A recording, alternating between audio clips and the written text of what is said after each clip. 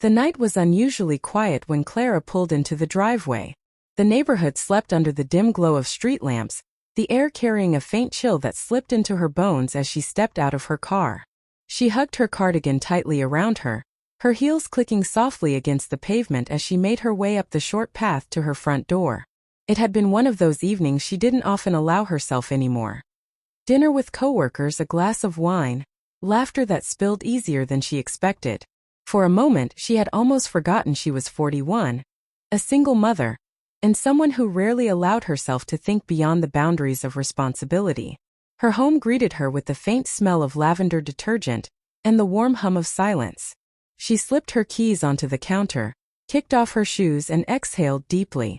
The day had drained her, but the night carried a strange energy, a restlessness she couldn't name. She flicked on the small lamp in the living room. That's when she noticed it. Someone was already there. Seated casually on the couch, an arm draped over the backrest, was Ethan. Clara startled slightly, clutching her cardigan closer. "Ethan? What on earth? What are you doing here at this hour?" The young man straightened, his tall frame unfolding as he stood. His dark hair was a little messy, his sweatshirt loose, his expression calm but unreadable. "Sorry, Miss Clara," he said quickly, his voice low. "Luke fell asleep earlier. We were supposed to study, but I didn't want to wake him. I figured I'd just wait until you got back." Clara's heart eased, though her pulse was still quick. Ethan had practically grown up in this house. He and Luke had been inseparable since middle school, and even now at 23, their bond hadn't faded. She had long grown used to Ethan being around, sometimes more than Luke himself. But tonight felt different. "You could have gone home," Clara said softly, setting her purse on the table. "It's late." Ethan gave a small shrug, his eyes following her every movement. "I didn't mind waiting. Besides, I wanted to talk to you." That gave her pause. She turned to him, brows knitting slightly. "Talk to me? About what?" He hesitated, his jaw tightening as though weighing whether to speak or not. His gaze dropped to the floor before returning to hers, steady and deliberate. "You looked different tonight." The words struck her unexpectedly, like a ripple spreading across still water. She blinked, unsure how to respond. "Different? I just went out to dinner." Ethan shook his head. "Not just different. Alive." The room seemed to grow smaller with the weight of his words. Clara let out a soft, shaky laugh, trying to lighten the tension. "Alive? That's an odd thing to say." But Ethan didn't smile. His eyes, dark, steady, far too serious for someone his age, remained fixed on her. "You did. I've known you most of my life, Miss Clara. You've always been strong, steady, dependable. But tonight when you walked in I saw something else. You weren't just Luke's mom. You were," he paused, his voice softening, "a woman. And I don't think you hear that enough." Clara's throat tightened. The air felt heavier, her breath uneven. She searched his face for a trace of a joke, some hint that he wasn't serious. But there was none. "Ethan," she whispered, her voice barely steady, "you don't realize what you're saying." "Yes, I do." The certainty in his tone unnerved her. He stepped closer, not enough to invade her space, but enough for her to feel the warmth radiating from him. "You've spent years giving everything to Luke, to this home, to responsibilities that never end. But who gives anything back to you?" His words carried a quiet intensity, each one landing heavier than the last. Clara's chest ached. For so long she had buried her own wants, her own loneliness, beneath the weight of daily life. And here was Ethan, her son's best friend, peeling those layers away with simple, piercing truths. "You shouldn't," she began, her voice trembling. "You shouldn't be telling me this." "Why not?" Ethan's voice was steady, almost defiant. "Because I'm younger? Because I'm Luke's friend? None of that changes the truth. You deserve more than just carrying everyone else's weight. You deserve to be seen." Clara's pulse quickened. She turned away, clutching the edge of the counter as though it could steady her. Her reflection in the darkened window stared back. Tired eyes, faint lines etched by years of sacrifice. She hated how much his words affected her. "Ethan," she whispered, not turning to face him, "you're making me feel things I don't want to feel." The silence that followed was heavy, unbroken except for the faint ticking of the wall clock. She heard him take a step closer, his voice lower now, almost a whisper. Maybe that's what you need. To feel again. Her breath caught. She closed her eyes, trying to shut out the flood of emotions threatening to overwhelm her. This wasn't right. It was dangerous. Yet, in the quiet storm of his words, she felt something awaken. A fragile, forgotten part of herself she had long convinced was gone. When she finally turned back, Ethan was watching her, his eyes filled with a sincerity that both terrified and comforted her. "You've changed me tonight," Clara whispered, tears threatening at the corners of her eyes. "I don't know if you meant to, but you did." Ethan's lips curved into the faintest bittersweet smile. "I just wanted you to remember you're still alive. That's all." The clock ticked louder, as though marking the shift neither of them could take back. And in that silence Clara knew, nothing between them would ever be the same again. The next morning Clara stood at the kitchen counter, staring at the steam rising from her untouched coffee. The house was quiet. Luke had already left for his early class, and Ethan had gone home sometime in the night. But the silence wasn't peaceful. It was thick, pressing, filled with echoes of words she couldn't silence. "You weren't just Luke's mom. You were a woman." The line had carved itself into her chest. It replayed every time she blinked, every time she tried to push it away. She hated that it lingered. She hated that it made her feel alive. Shaking her head, she poured the coffee down the sink, trying to shake off the unease. But by evening, when Luke invited Ethan over again to study, Clara felt her pulse spike the moment she heard the familiar knock at the door. Ethan stepped in casually, greeting Luke with an easy grin before his gaze flicked to her. Just one glance. That was all. But it was enough to send heat rushing through her, her skin prickling under the weight of his attention. She told herself she was imagining it. She had to be. The hours passed quietly. Luke and Ethan worked at the dining table, their notes scattered, their laptops open. Clara busied herself in the kitchen, but her eyes betrayed her, stealing glances at Ethan whenever she could. And every time she did, she caught him watching her too. It was subtle, barely there moments when Luke looked away. But Clara felt it. A silent language written in stolen glances and unspoken truths. By the time Luke excused himself to take a phone call in his room, Clara's nerves were frayed. She stood at the sink, scrubbing a plate that didn't need scrubbing, her heart hammering. She didn't hear him approach, but she felt it, the quiet shift in the air when Ethan entered the kitchen. "You've been avoiding looking at me all night," he said softly. Clara froze, gripping the plate tighter. "Don't start this again." "I'm not starting anything. I'm just noticing." She turned, glaring at him, though her voice trembled. "You don't get to notice me, Ethan. Not like that." But his expression didn't falter. His eyes were steady, unwavering. "I can't help it. You think I don't see you, but I do. I see the way you move around this house, the way you hold everything together, the way you never let yourself rest. You've carried so much for so long. But who carries you?" The words cut deeper than she wanted them to. She turned back to the sink, blinking rapidly to keep tears at bay. "That's not your burden. I've made my peace with it." "No, you've just hidden it," Ethan countered. His voice was closer now, lower. "And I can't stand watching you pretend you don't deserve more." Her breath hitched. She spun to face him, her eyes burning. "Do you have any idea how dangerous you sound right now? You're Luke's friend. You're supposed to be like family. And here you are saying things that..." Her voice broke. "That make me feel things I shouldn't feel." Ethan's jaw tightened, but his voice stayed calm. "Maybe they're things you've needed to feel. Maybe they're things you've buried for too long." She shook her head violently. "Stop. You can't talk to me like this. You don't know what it's like. You're 23. You have your whole life ahead of you. You don't understand what it means to give up your own heart, so someone else can have theirs." "I understand more than you think," he said firmly. "I've watched you for years, Miss Clara. Do you know what that's like? To see someone who deserves the world convince herself she's fine with scraps? To see you smile at everyone else but keep the ache locked inside? Don't tell me I don't understand." His words landed like blows. Truth she didn't want, couldn't face, but couldn't deny.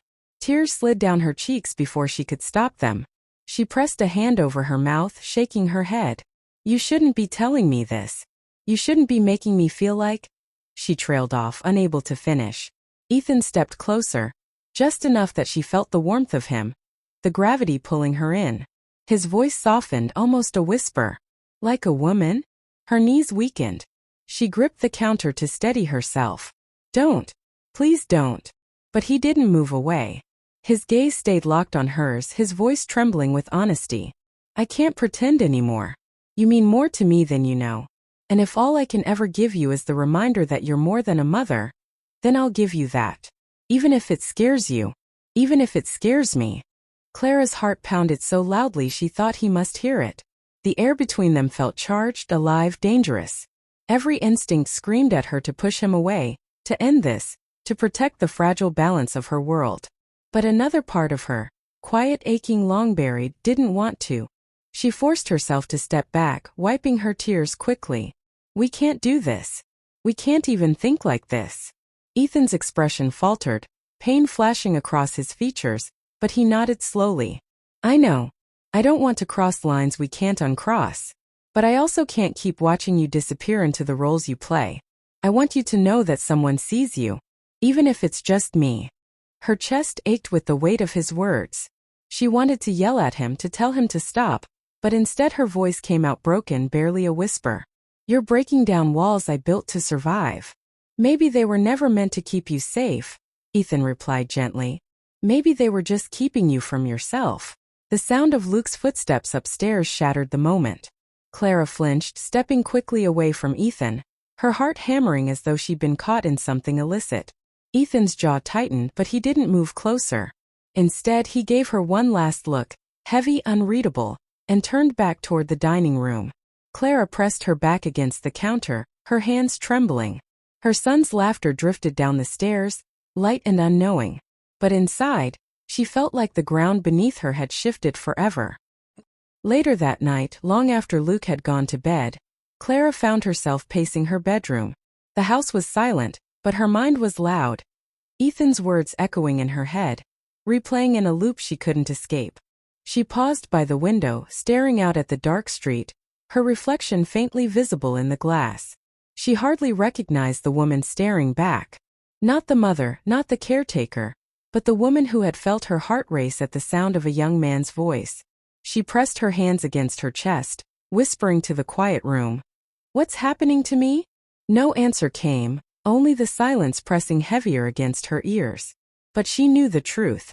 She wasn't the same woman she had been a week ago, and she could never go back. Clara hadn't slept. The night had dragged on in heavy silence, every tick of the clock pulling her deeper into the chaos inside her chest. By morning, her eyes were raw, her head aching, but the turmoil inside refused to quiet. She went through the motions, making breakfast, packing Luke's bag, smiling when he joked, but every movement felt mechanical, as if she were playing a part in a life that no longer fit. When Luke finally left, the silence that followed was suffocating. Clara sat at the kitchen table, gripping her coffee mug like it was an anchor, though it did nothing to steady her. A soft knock at the door broke the stillness. Her breath caught. She knew who it was before she even opened it. Ethan stood there, hands in his pockets, his expression unreadable. For a moment, neither of them spoke. The air between them felt heavy, charged, as though the unspoken words of last night had followed them into the morning. Finally, Clara stepped aside, her voice barely audible. Come in. Ethan entered, but not casually this time. He didn't pretend to be here for Luke, didn't hide behind small talk. He just stood there, watching her, his eyes carrying the weight of everything they'd both tried to deny. I shouldn't have come, he said after a moment, his voice low. But I couldn't stop myself. Clara's heart ached at his honesty. She closed the door slowly, turning to face him. Why are you doing this to me? Because I can't keep pretending, he said, stepping closer. Because every time I see you it feels like my chest is on fire. Because you've been carrying loneliness for so long it's become invisible to you, but I see it. And I can't ignore it anymore. Her throat tightened. She shook her head, tears already brimming.